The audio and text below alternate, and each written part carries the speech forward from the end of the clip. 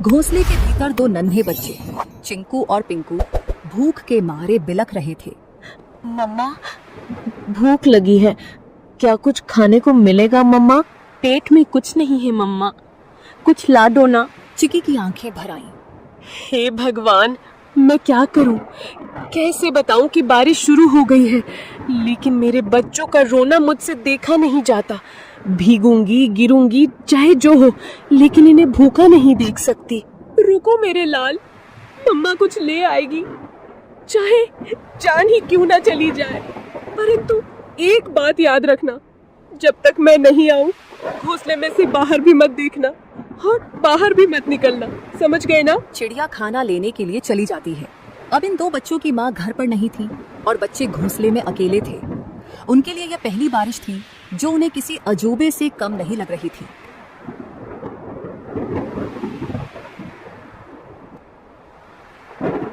चिंकू बार बार गर्दन बाहर निकालकर देख रहा था। अरे ओ पिंकू, सुन रही? ये क्या चीज ऊपर से टपक टपक गिर रही है? कोई रो रहा है क्या? पिंकू घोंसले के कोने में दुबक कर बैठा था। अबे मूर्ख, रोने की आवाज नहीं है ये, बारिश है बारिश, आसमान बरस रहा है। पर ये आवाज कितनी डरावनी है, और पानी, इतना सारा पानी कहाँ से आता है रे? मत देख बाहर, मम्मा ने कहा था बिजली चमकी तो घोंसले समेत भस्म हो जाओगे। चिंकू सहम गया। हवा के साथ पानी की बौछारें घोंसले तक पहुंचने लगी थी। दोनों भीगने लगे।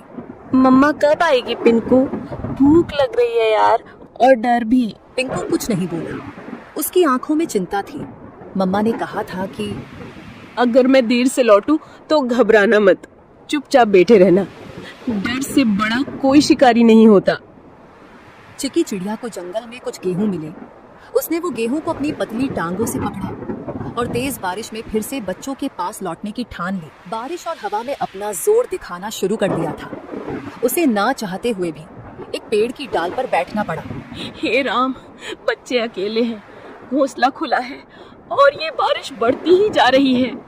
यदि बारिश थोड़ी सी भी कम हो तो मैं सीधी दौड़ती हुई उड़कर अपने बच्चों के पास पहुंच जाऊंगी। तभी बगल की डाली पर टोनी तोता फुर्र से आकर बैठा। अरे टुनी बहन, तू यहाँ क्या कर रही है इस तूफानी बारिश में?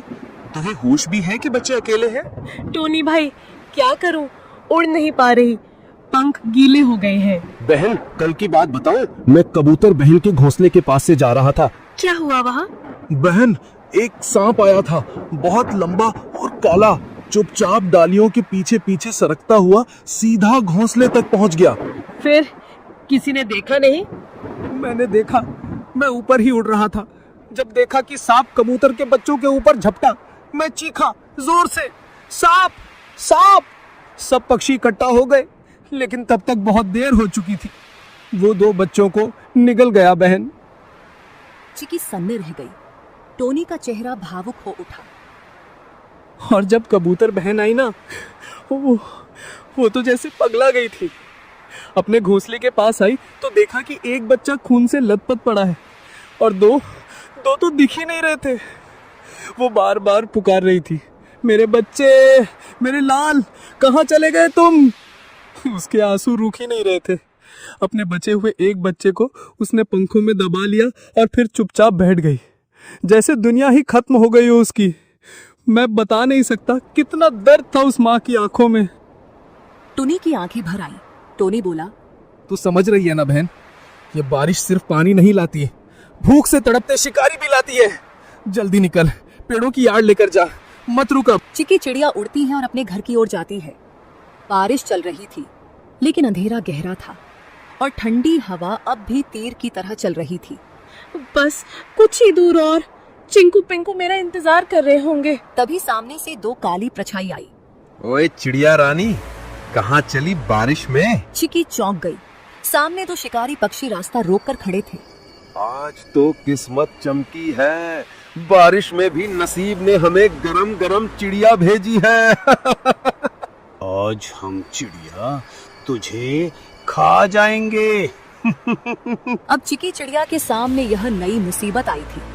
चिड़िया ने सोचा, इस बार मैं नहीं बच सकती, क्योंकि आज दोनों दरिंदे बदमाश इकट्ठा होकर आए हैं। मुझे आज बल से नहीं परंतु दिमाग से काम लेना होगा। उसके दिमाग में एक आइडिया आया, जब दुश्मन को हराना हो तो उनमें फूट डालो, जिससे दुश्मन की ताकत आधी हो जाती है। तुम दोनों बहादुर शिकारी हो ना, और मुझे खाना चाहते हो ना, परंतु तुम दोनों में से जो सबसे बड़ा शिकारी और सबसे ज्यादा ताकतवर होगा वही मुझे खाएगा। मैं तो सबसे खतरनाक हूँ, पंखों से पंजे तक मौत हूँ, मौत। तेरी औकात नहीं मेरे सामने, मैं तो उड़ते परिंदे गिराता हूँ, तू मुझसे बड़ा शिकारी नहीं हो सकता। तो भेड़ो ना, दिखाओ असली ताकत। मुझे तो वही खा सकता है जो सबसे ताकतवर है। दोनों शिकारी जल उठे। कौवा उड़कर सुल्तान की ओर झपटा। सुल्तान ने पलटवार किया। सबसे पहले मैं तुझे खाऊंगा, फिर इस चिड़िया को। तू खा नहीं पाएगा कालू। दोनों एक दूसरे को नोचते हुए हवा में झगड़ते हुए नीचे गिर पड़े। दोनों की हालत खराब हो गई और बेहोश हो गए। चिकी इसी मौके का फायदा उठाते हुए चुपचाप वहां से जल्दी उड़ते हुए निकल गई। उसके मन में एक ही बात थी, बच्चों तक पहुंचना है, बस अब देर नहीं। चिंकू और पिंकू कांपते हुए बैठे थे। बारिश अब थम चुकी थी, लेकिन डर अब भी घोंसले में था। तभी हवा में एक जानी पहचानी गंध आई। चिंकू, मेरे पिंकू, मैं लौट आई।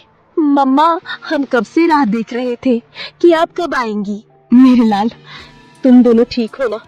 डर तो नहीं लगा? बहुत डर लगा मम्मा, बिजली भी चमक रही थी। चिंकू बार बार बाहर देख रहा था, मैं तो कह रहा था ना जल जाएगा। बेटा, कभी कभी डर जरूरी होता है, लेकिन बहादुरी ये है कि डर के बाद भी टिके रहो।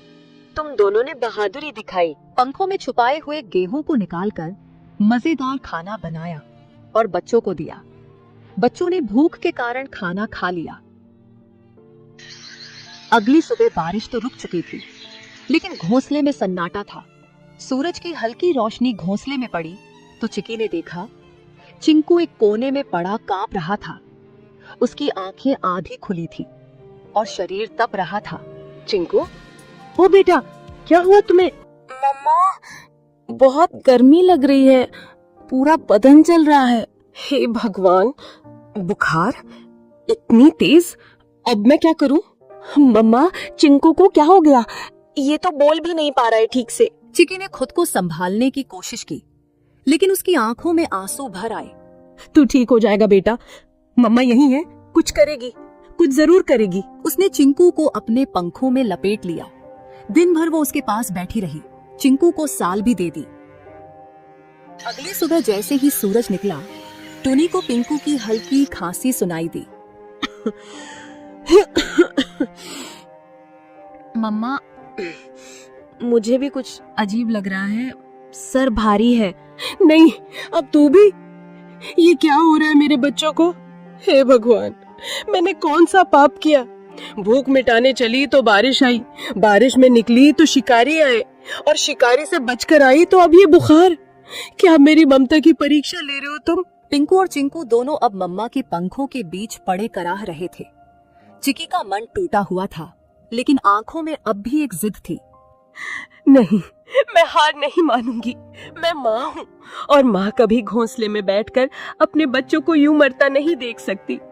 अगर इनको बचाना है तो मुझे लड़ना होगा, बीमारी से भी, अकेलेपन से भी, और इस जंगल की बेरहमी से भी। लेकिन उसके मन में एक सवाल लगातार घूमता रहा, क्या ये कल सुबह मेरी गोद में होंगे? चिकी अपने घोंसले से उड़कर जाती है। उसकी आंखों में नींद नहीं थी, सिर्फ चिंता, सिर्फ डर। वो सीधा टोनी तोते के पेड़ के पास पहुंची। टोनी भाई, देखो ये क्या हुआ। अरे टुन्नी बहन, इतनी सुबह सुबह क्या हुआ? तेरी हालत क्यों बिगड़ी हुई लग रही है? मेरे दोनों बच्चे बीमार हैं टोनी। पहले चिंकू को बुखार आया, अब पिंकू को भी। रात भर तप रहे थे दोनों, मुझसे देखा नहीं जा रहा। कुछ कर यार, कोई उपाय बता। रुक, सुन, मुझे याद है, जंगल के उस पार एक चूहा डॉक्टर है, बहुत समझदार। सब उसे डॉक्टर चिंटू कहते हैं। चल, अभी चल। बिना वक्त गवाए दोनों उड़ चले। जंगल के भीतर झाड़ियों के पीछे एक पुराना सा बिल था। बाहर लगे बोर्ड पर लाल निशान से पता चल गया, यही डॉक्टर का घर है। डॉक्टर साहब जल्दी बाहर आइए, एक माँ के बच्चे बीमार हैं, बहुत बुरे हाल में हैं। कुछ पल बाद डॉक्टर चिंटू बाहर आए। कितने दिनों से बीमार है? 2 दिन से, लेकिन रात में हालत और बिगड़ गई। ले चलो मुझे, मैं खुद देखूंगा। कुछ देर में तीनों घोंसले पर पहुंचे। डॉक्टर ने बच्चों को चेक कर लिया। ये साधारण बुखार नहीं है, ये वायरल है। बच्चों के शरीर में लड़ने की ताकत नहीं बची है। तो क्या ये मर जाएंगे? मैं कुछ नहीं कह सकता। मैं दवा दूंगा, अगर ऊपर वाले ने चाहा तो बच जाएंगे, पर मैं कोई गारंटी नहीं देता। तुम तो डॉक्टर हो, तुम्हारे पास उम्मीद होनी चाहिए। मैं दवा दे सकता हूँ बहन, चमत्कार नहीं। जब शरीर साथ नहीं देता तो दवा भी हार जाती है। अब ये तेरी ममता और भगवान की मर्जी पर है। चिकी जानती थी अब उसके हाथ में कुछ नहीं बचा था। वो निकल पड़ी एक उम्मीद में। वो जा रही थी उस पेड़ की ओर जो जंगल के बीचों बीच सबसे ऊंचा था, एक ऐसा स्थान जिसे पक्षी शांत शिखर कहते थे। वहां कोई शिकारी नहीं आता, न चीलें बैठती हैं, न कौवे मंडराते। ये कोई आम डाल नहीं थी, ये वो जगह थी जहां आकाश और आत्मा एक हो जाते हैं, जहां हर पत्ता, हर हवा, हर किरण साक्षात ब्रह्मांड की भाषा बोलती है। चिकी वहां पहुंची, कांपती, थकी हुई, लेकिन जिंदा उम्मीद से भरी हुई। उसने आंखें बंद की और गहराई से सांस ली। हे ब्रह्मांड, मैं तुझसे मांगने नहीं आई, मैं तेरे आगे झोली नहीं फैला रही, मैं तुझसे लड़ने आई हूँ अपने बच्चों के लिए। उसकी आवाज जंगल में गूंज उठी। मैं एक चिड़िया हूँ, हाँ मामूली, पर मेरी ममता मामूली नहीं। तूने मुझे पंख दिए हैं, लेकिन आज मैं उनसे आसमान नहीं, तुझसे जवाब मांग रही हूँ। क्यों मेरे बच्चों को तूने इस बुखार की आग में झोंका? तू ही बता। उसने आकाश की ओर देखा। उसका शरीर कांप रहा था, लेकिन उसकी आवाज पत्थर तोड़ देने वाली थी। तू सब देखता है ना, तो देख मेरे बच्चों की तड़प। अगर तेरे नियमों में न्याय बाकी है, अगर इस जंगल में जीवन के लिए कोई जगह है, तो मेरे बच्चों को लौटा दे, वरना इस शांत शिखर से एक मरे हुए माँ की चीख उठेगी जो पीढ़ियों तक गूंजेगी। बाद उसने आंखें बंद की और गहराई से सांस ली। हे ब्रह्मांड, मैं तुझसे मांगने नहीं आई, मैं तेरे आगे झोली नहीं फैला रही, मैं तुझसे लड़ने आई हूँ अपने बच्चों के लिए। उसकी आवाज जंगल में गूंज उठी। मैं एक चिड़िया हूँ, हाँ मामूली, पर मेरी ममता मामूली नहीं। तूने मुझे पंख दिए हैं, लेकिन आज मैं उनसे आसमान नहीं, तुझसे जवाब मांग रही हूँ। क्यों मेरे बच्चों को तूने इस बुखार की आग में झोंका? तू ही बता। उसने आकाश की ओर देखा। उसका शरीर कांप रहा था, लेकिन उसकी आवाज पत्थर तोड़ देने वाली थी। तू सब देखता है ना, तो देख मेरे बच्चों की तड़प। अगर तेरे नियमों में न्याय बाकी है, अगर इस जंगल में जीवन के लिए कोई जगह है, तो मेरे बच्चों को लौटा दे, वरना इस शांत शिखर से एक मरे हुए माँ की चीख उठेगी जो पीढ़ियों तक गूंजेगी। बाद में चिकी जिस पेड़ पर बैठी हुई थी, वह पेड़ बोलने लगा। जाओ अब देखो। वो उड़कर घोंसले की ओर लौटी। उसका दिल डूब रहा था, लेकिन उस डूब में एक अजीब सी शांति थी, जैसे प्रकृति ने जवाब दे दिया हो। जैसे ही उसने घोंसले में कदम रखा, वैसे चिंकू बोला, मम्मा पानी देना, मेरे होठ सूख गए हैं। चिकी खुश हो गई। अब उसके बच्चे बीमार नहीं थे। मेरे लाल, तुमने जवाब दे दिया, तुमने मेरी पुकार सुन ली। धन्यवाद है इस ब्रह्मांड का कि ऊपर वाले, मैं तुझे धन्यवाद देती हूँ जो तूने मेरे बच्चों को मुझे लौटा दिया। अगली सुबह दोनों बच्चे घोंसले के किनारे खड़े थे। आंखें चमक रही थी, चोंच में ताकत लौट आई थी। चिंकू बोला, अब हम उड़ना सीखेंगे मम्मा। तुम दोनों बारिश से बचे, वायरल इन्फेक्शन वाले बुखार से बचे, अब तुम किसी से नहीं डरोगे।